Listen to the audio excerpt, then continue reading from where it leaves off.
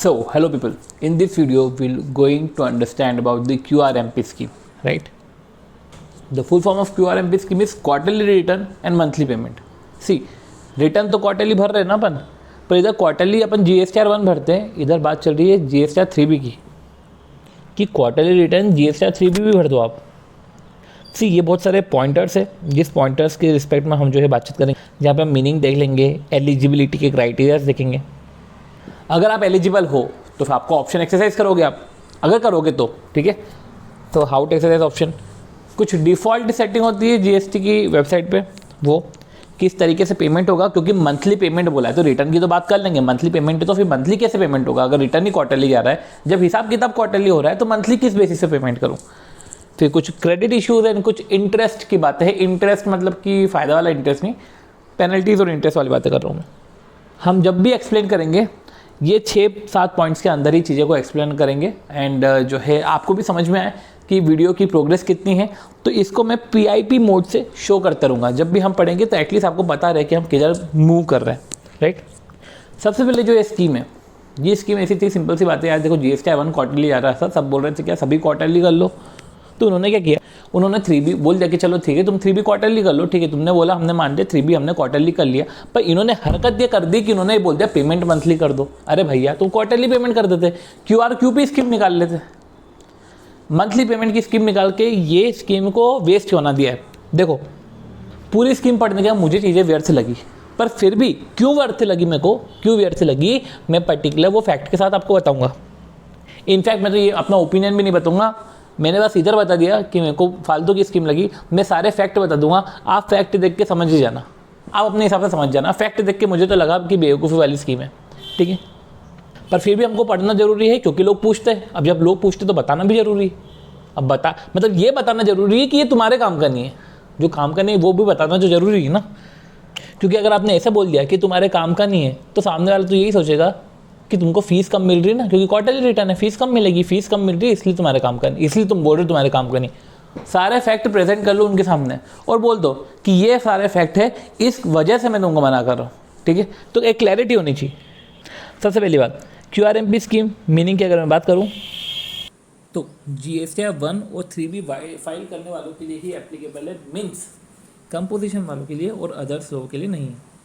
QRMP scheme में quarterly return जाते हैं तो रिटर्न 3B है, पेमेंट मंथली है, मंथली पेमेंट आप चालान से कर लो। एलिजिबिलिटी क्राइटेरिया क्या है, ये हमने पहला पॉइंट पढ़ा मीनिंग। दूसरा पॉइंट है एलिजिबिलिटी। एलिजिबिलिटी ये है कि अगर तुम्हारा aggregate turnover preceding, right, preceding financial year, current नहीं, प्रीसीडिंग फिनेंशियल ईयर में 5 करोड़ तक का है और अभी तुम्हारा करंट फाइनेंशियल ईयर में 5 करोड़ तक है तो तुम ले लो, बड़ा तो फिर नहीं। 5 करोड़ तक चल रही है एग्रीगेट टर्नओवर तुम्हारा, ये QRMP स्कीम में तुम हो। अब पॉइंट ये है कि जब क्वार्टरली रिटर्न की बात करके रखी तो क्या कोई से भी 3 महीने का अपन भर देंगे क्या, तो नहीं। क्वार्टरली मतलब अपने जो फाइनेंशियल ईयर के क्वार्टर्स होते हैं, अप्रैल मई जून एक क्वार्टर, जुलाई अगस्त सितंबर अक्टूबर नवंबर दिसंबर जनवरी फरवरी मार्च, इस तरीके से क्वार्टर है, राइट। एक एग्जाम्पल समझते हैं।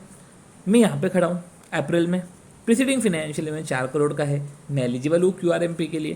पहले क्वार्टर में 1 करोड़, 2 करोड़, 3, 4, 5 करोड़, 5 करोड़ तक है तो कोई दिक्कत नहीं है। अगले क्वार्टर में सेल हुई 5 करोड़ से तो ऊपर हो गया, बस आप QRMP स्कीम में नहीं हो। 3 रिटर्न QRMP स्कीम के तहत कर देना, बाद में आप मंथली कर देना।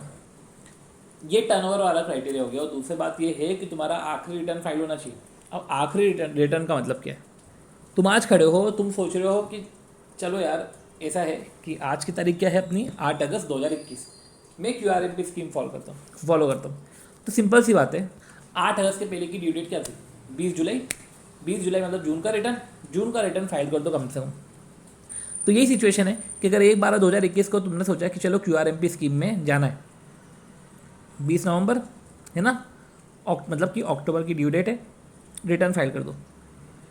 मतलब टर्नओवर का क्राइटेरिया पूरा करो, लास्ट रिटर्न फाइल कर दो, और OIDAR नहीं होना चाहिए, online information access retrieval, OIDAR ना, online information data access retrieval services, तो वो वाला OIDAR नहीं होना चाहिए। तो हमने मीनिंग पढ़ा, हमने एलिजिबिलिटी पढ़ा, अब एक्सरसाइज करना ऑप्शन थोड़ा सा समझना पड़ेगा। सी ये पर्टिकुलर पीडीएफ है, इस पीडीएफ में मैंने सारे पॉइंट्स लिख के रखे हैं। इसमें आप समझो कि सपोज करो ये अप्रैल है, ये जून है, ठीक है। देखो अप्रैल से 30 जून मतलब 1 जुलाई, इसलिए मैं साथ में लिखा ये एक क्वार्टर है, ये एक दूसरा क्वार्टर है। अब देखो क्यूआरएमपी स्कीम के तहत अगर आपको इस क्वार्टर की फाइलिंग करनी है तो इस क्वार्टर के चालू होने के 1 महीने और क्वार्टर के पहले के 2 महीने M-2 और M1, इन 3 महीने में आपको पूरा टाइम दिया जाता है ये चूज़ करने के लिए कि आपको क्यूआरएमपी में जाना है कि नहीं जाना है। जैसे आपको यहाँ का रिटर्न फाइल करना है तो उस क्वार्टर के स्टार्ट होने के 1 महीने और पहले के 2 महीने पूरा ये टाइम दिया गया है आपको चूज़ करने के लिए ये क्वार्टर में आपको क्यूआरएमपी स्कीम फॉलो करनी कि नहीं करनी। जैसे अभी चल रहा है 8 अगस्त, राइट, 8 अगस्त है, अप्रैल मई जून जुलाई अगस्त सितंबर, ये दूसरा क्वार्टर है, जुलाई अगस्त सितंबर, फिर अक्टूबर नवंबर दिसंबर आएगा। तो अगर आपको अक्टूबर नवंबर दिसंबर के लिए क्यूआरएमपी स्कीम फाइल करनी है तो सबसे पहले अक्टूबर के 2 महीने पहले मतलब ये अगस्त, ये आपका टाइम चालू हो गया, डिसाइड कर लो अब से लेके 30 अक्टूबर तक टाइम है आपके पास क्यूआरएमपी स्कीम में जाना है कि नहीं जाना है। सोचो, टाइम में चूज़ कर लो, इस टाइम में आप चूज़ कर लो। हमने मीनिंग पढ़ा, हमने एलिजिबिलिटी में टर्नओवर वाला क्राइटेरिया पढ़ा, हमने लास्ट रिटर्न के बारे में पढ़ा, फिर हमने किस तरीके से ऑप्शन एक्सरसाइज करना ये देखा। और डिफ़ॉल्ट सेटिंग ये है कि देखो अगर आपका टर्नओवर 1.5 करोड़ तक का है, सबसे पहले GSTR 1 में तो ऑप्शन है कि आप मंथली और क्वार्टरली दोनों फाइल कर सकते हो, मंथली भी फाइल कर सकते हो, क्वार्टरली भी फाइल कर सकते हो। पर अब समझो, जैसा तुम्हारा GSTR 1 है उसके हिसाब से तुम्हारा GSTR 3 रहेगा। ऐसा तो होने से रहा कि GSTR 3 जो है तुम्हारा क्वार्टरली आ रहा है और GSTR 1 तुम्हारा मंथली है, तो तुम्हारी ये जो डिफ़ॉल्ट सेटिंग है ये इसके बेसिस पे रहेगी, ठीक है। अगर ये क्वार्टरली तो ये क्वार्टरली, ये मंथली तो ये मंथली, ठीक है। अब पॉइंट ये है कि ये क्वार्टरली है तो ये क्वार्टरली है, पर अगर आपको मंथली करना है, ठीक है, अब देखो अगर आपको मंथली करना है हो या आपको क्वार्टरली करना है इसको क्यूआरएमपी स्कीम के तहत तो आप ये कर सकते हो। पर 1.5 करोड़ से ऊपर है, अब 1.5 करोड़ से ऊपर है तो ये तो मंथली ही रहेगा, क्योंकि ये तो 1.5 करोड़ तक की लिमिट थी। अगर ये मंथली है तो ये भी मंथली रहेगा। अगर आपको क्वार्टरली चेंज करना है तो क्वार्टरली आप में चेंज कर देना। मतलब कि 1.5 करोड़ तक जो है भाई क्वार्टरली या मंथली दोनों में से कुछ भी फाइल कर लो, ठीक है। और उसके हिसाब से जो है 3 भी रहता है, राइट। अब देखो अगर तुमको स्विचिंग करनी तो GSTR 3 में आप स्विचिंग कर सकते हो, पर 1.5 करोड़ के बाद 1 तो मंथली रहता है, 1 के बेसिस पे 3 भी मंथली रहता है, उसके हिसाब से फिर आप जो है कर लेना। और डिफ़ॉल्ट सेटिंग एक बार समझना जरूरी है, बाकी तो आप साइट पे जाके देख ही लोगे कि मंथली चल रहा है कि क्वार्टरली चल रहा है, राइट।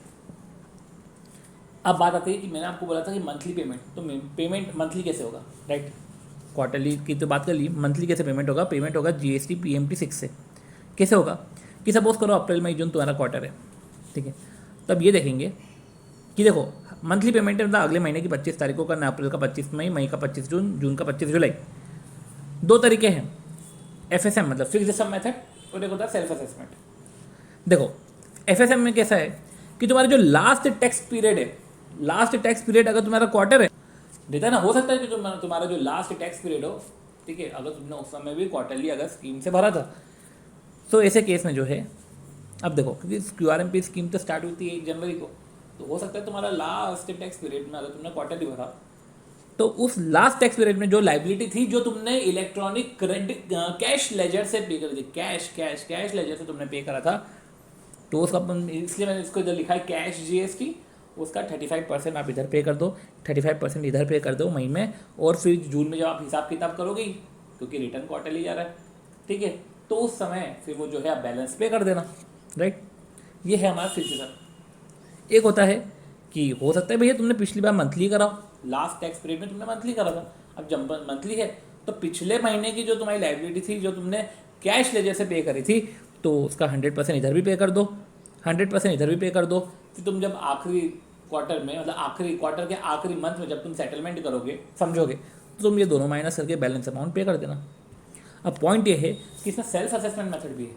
अब सेल्फ असेसमेंट मेथड में ऐसा है कि वो बोल रहे हैं कि 35%, 100% ये सब रहने दो, तुम ऐसा करो, देखो ये 35% का जो चालान है ऑटोमेटिक बन जाता है, ठीक है, 100% का चालान भी ऑटोमेटिक बन जाता है, वो पोर्टल पे बन जाएगा। जब आप चालान बनाने जाओगे आपको पोर्टल पे ऑटोमेटिक बन जाएगा, आता है उसमें टिक करो और बन जाएगा चालान। पॉइंट ये है कि जब सेल्फ असेसमेंट मेथड की बात हो रही है, राइट, तो आप सेल्फ असेसमेंट मेथड से भी कर सकते हो। अब देखो अब जब सेल्फ असेसमेंट मेथड है तो आप हर महीने का कैलकुलेशन करोगे। तो मुझे बताओ, जब आप हर महीने का कैलकुलेशन करके ही भरोगे तो आपको हर महीने में फिर रिटर्न फाइल करने में क्या दिक्कत है? जब पूरा का पूरा कैलकुलेशन ही कर रहे हो, आप क्वार्टरली रिटर्न फाइल की बात क्यों कर रहे थे? क्योंकि आपको रिटर्न के बारे में बातचीत हर महीने नहीं करनी है कैलकुलेशन, आप क्वार्टरली कैलकुलेशन करोगे। पर अगर आपने सेल्फ असेसमेंट मेथड ही अगर अडॉप्ट करने का बोला है तो आप हर महीने कैलकुलेशन करवा रहे हो और एक्चुअल बेसिस पे जो है हमको पे करना रहेगा, तो भैया फिर क्यों मेहरबानी करके आपने ये बोला क्वार्टरली रिटर्न? अब कैलकुलेशन करनी है तो पूरा का पूरा डेटा फीड करके रिटर्न भी भर देते। फिर बात तो ये हो जाएगी कि आपने हर महीने कैलकुलेट करके भरा, ठीक है, आपने इस महीने का कैलकुलेट करके भरा, आप अगले महीने का कैलकुलेट करके भर रहे हो। और जब आपको रिटर्न जब आप बनाओगे, जब आप क्वार्टरली रिटर्न बनाओगे, तो फिर क्वार्टरली रिटर्न में आपको ये ध्यान रखना पड़ेगा कि पहले महीने में मैंने ये कैलकुलेशन करके पेमेंट किया था, दूसरे महीने में ये कैलकुलेशन करके पेमेंट किया है। तो जब क्वार्टरली रिटर्न बताओगे तो उसमें मंथ वाइज जब डिटेल जाएगी तो आपको यही सोचना पड़ेगा कि यार मैंने तब तो वैसा बताया था, तो अब मैं चेंज नहीं कर सकता। अगर चेंज करूंगा तो फिर वही इंटरेस्ट, अगर लेट पेमेंट निकल रहा है, ज़्यादा पेमेंट निकल रहा है, तो उसके हिसाब से इंटरेस्ट आ जाएगा। तब समझ रहे हो कि जब आपने पहले ही एक्चुअल बेसिस पे इधर कर लिया है, जब आप पूरा क्वार्टरली रिटर्न भरोगे तो ऐसे केस में ये भी देखना पड़ेगा कि आपने पहले 2 क्या सबमिट करके रखा था, फिर आपको ये 2 से मैच करते हुए बनाना पड़ेगा। और अगर मैच नहीं हो रहा है, कोई से बिल एडजस्ट करने पड़ रहे हैं, तो ऐसी सिचुएशन में फिर इधर लग जाएगा तुमको इंटरेस्ट। तो भैया ऐसा कर ही क्यों रहे हो? इससे बेटर है कि मैं मंथली रिटर्न फाइल कर दूँ।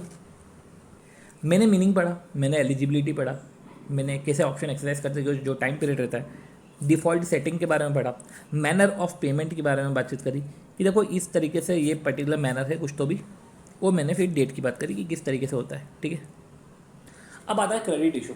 मुझे बताओ भाई, तुम रिटर्न क्वार्टरली फाइल कर रहे हो तो क्या सामने, अरे यार तुम मुझे बताओ, तुम सेल कर रहे हो ना, रिटर्न क्वार्टरली फाइल करोगे, सामने वाले ने तुमसे परचेस करा हुआ है, तुम क्वार्टरली रिटर्न फाइल करोगे, तो क्या सामने वाले को क्या क्रेडिट भी क्वार्टरली मिलेगा? ये समझो, मतलब कि पहले महीने उसके पहले दिन सेल करके रखिए, तो क्या वो तीसरे महीने का जब क्वार्टरली रिटर्न की जब डेट रहेगी, ड्यू डेट, तब वो जब रिटर्न फाइल करेगा तब जाके उसको 3 महीने बाद क्रेडिट मिलेगा। तो इसलिए फिर ऐसे केस में ये जो हैम्पर हो रहा था, ये एक तो ये स्कीम ही बकवास है।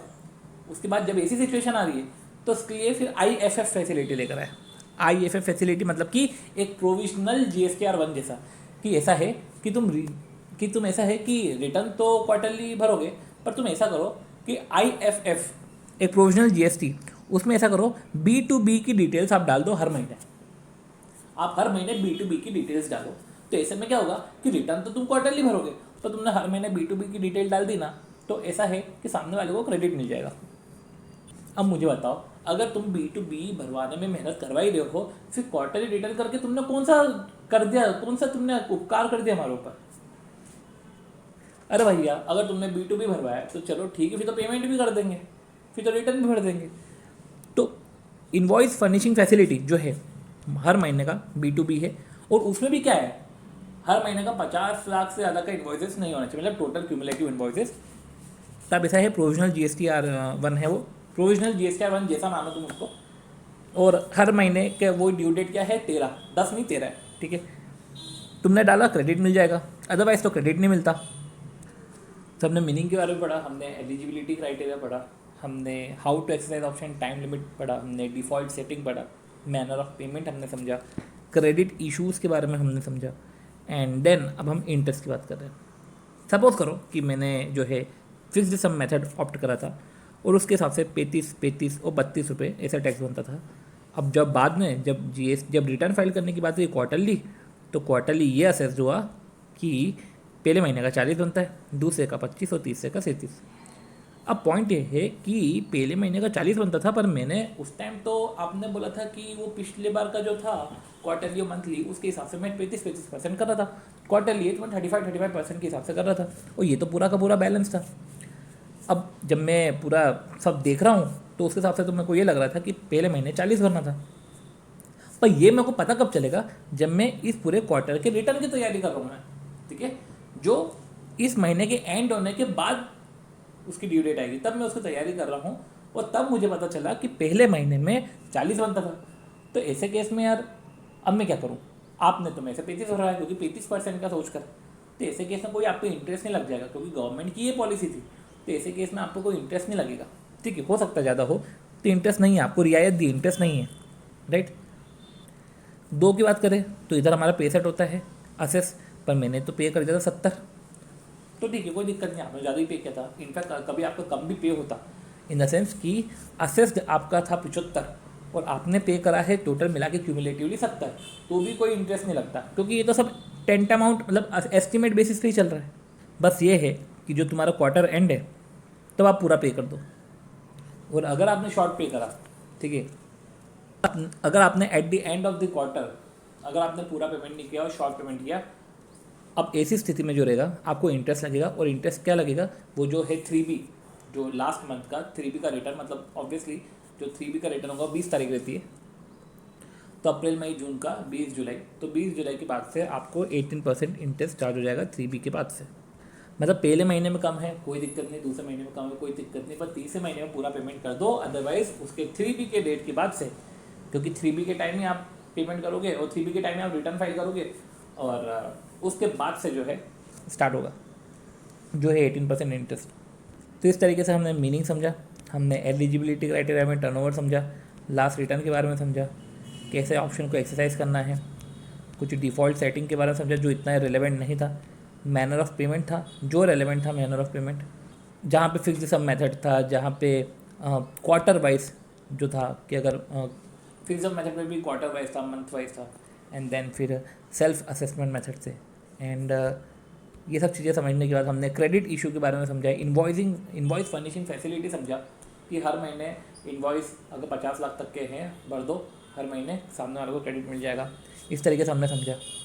फिर हमने इंटरेस्ट के बारे में हमने समझा, और इस तरीके से हमने QRMP स्कीम को ओवर किया। आई होप सो आपको एक बेसिक अंडरस्टैंडिंग मिली होगी, और इसी के रिस्पेक्ट में हम बाद में बातचीत करते रहेंगे, ठीक है। तो मिलते हैं हमारे नेक्स्ट वीडियो में, जहाँ पर हम इसी स्कीम के बारे में बातचीत करेंगे, और भी कुछ अदर जो भी यूनिक टॉपिक्स मिलते हैं, जो भी कुछ अच्छे टॉपिक मिलते हैं उसके बारे में वीडियो आएंगे। Thank you.